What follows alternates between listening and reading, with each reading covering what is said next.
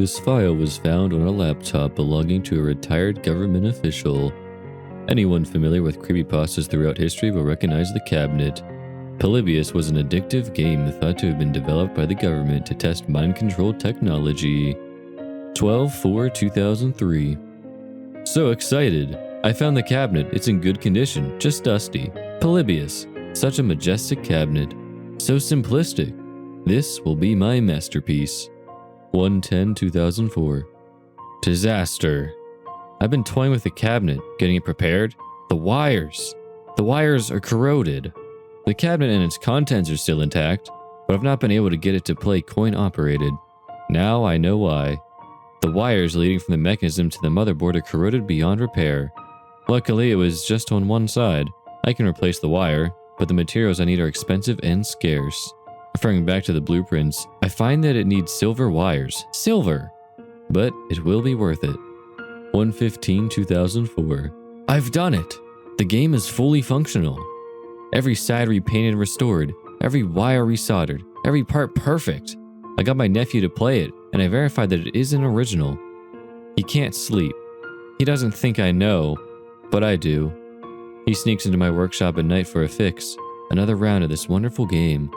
I can't wait. I just can't wait until my own additions have been added. 1/20/2004. It's been completed. I've added in the wiring and locked the coin slot shut to prevent further tampering until my plan is underway. I've already contacted the local arcade, censored, about renting out the cabinet. My nephew threw a huge fit when I told him he couldn't play anymore. I can't let this be traced back to me. 1/23/2004. He finally got over it, I think. He's much more calmer now, even though I didn't let him play. He asks about it still, like asking about a girl at school. It's cute, like he's got a crush on my cabinet. 1/24/2004. The little bastard. He played it. He broke into my workshop and cut the lock with bolt cutters to get into the game itself. He must have been watching me install my hardware. He played it, and when I walked in on him, he ran. I removed the power supply, and it's currently in a box under my bed. I just hope it doesn't affect him. 1/26/2004. He killed himself. Didn't leave a note, just offed himself with his shoelaces in the closet. I don't think they suspect a thing. He was a troubled kid, didn't really have any friends. I feel horrible. Funeral is next week. Was it because of the game? Dear God, I hope it isn't that strong. I hope this was just the final straw for him. 2/12/2004. I never should have played it myself. I was so curious as to what could have caused him to kill himself. Was it that fantastic? Was it such an ecstatic feeling that one would kill themselves rather than do without? I found out. I played it. The game itself wasn't too interesting, but I lost myself in the colors, the spinning shapes, the beauty. I came away from the 5-minute session with a buzz not unlike that of sex, but so much stronger. So much stronger that even now I'm itching to play again. I must. I don't want to, but I must. Is this how addicts feel? 2/15/2004. I'm so near to my goal, but I don't want to give up. It's mine. I don't care if my wife feels I'm spending too much time in my workshop. I didn't even come to bed last night. I haven't actually slept in days. I can feel my mind fraying at the edges. I never should have played it. It's mine. 2/21/2004. My wife sold the game. She sold it to the arcade that I was going to sell it to. I got so angry, I hit her with a wrench.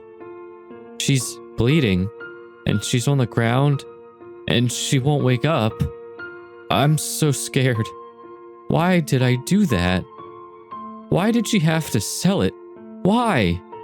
I wish I hadn't played it. I can feel the want, the need filling me like ants crawling into my skin. It's starting to hurt. Physically hurt. I can't even go outside in the day. It's too bright. The stars are bright through my sunglasses. I have to go bury my wife now. I'll go to the arcade and post some more. 3/2/2004. It hurts, but I can handle it. I have an old friend who sold me 2 bags of an amazing drug called OxyContin. The pain is less, but I can't make it stop unless I stop at the arcade. I noticed there was a long line at the arcade, 6 or 7 people waiting in front of me to play. At least I know I'm not suffering alone.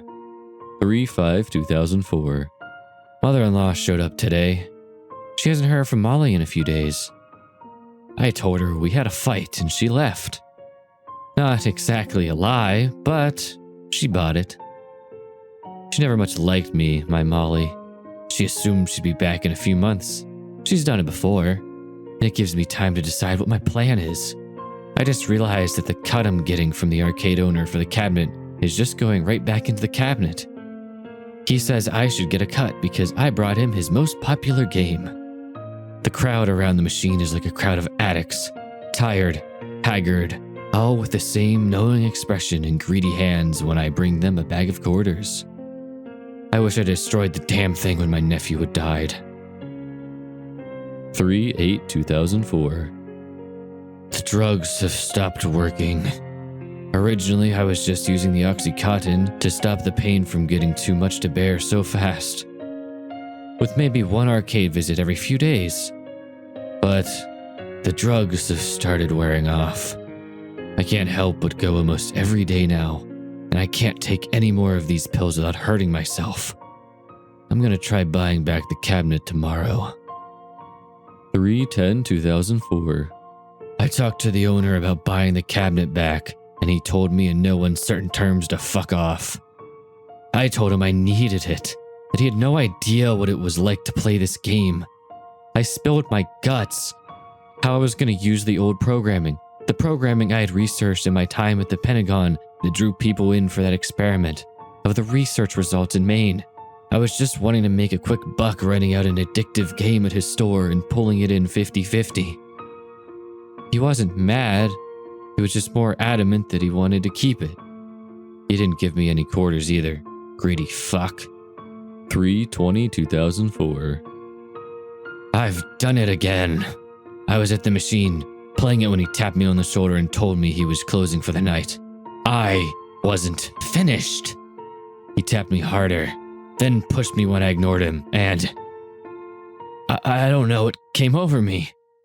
One second I was looking at this fat Italian, and the next I was sitting on top of him with my hands around his throat and he wasn't moving. I killed him. I turned around and smashed the screen of the machine in with my fist and ripped the motherboard out and snapped it in half. I'm at the end of my rope.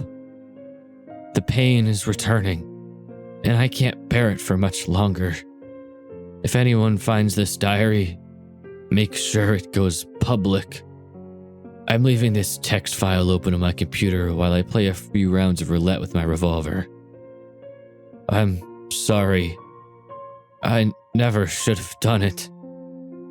I'm coming, Molly. I hope you'll forgive me.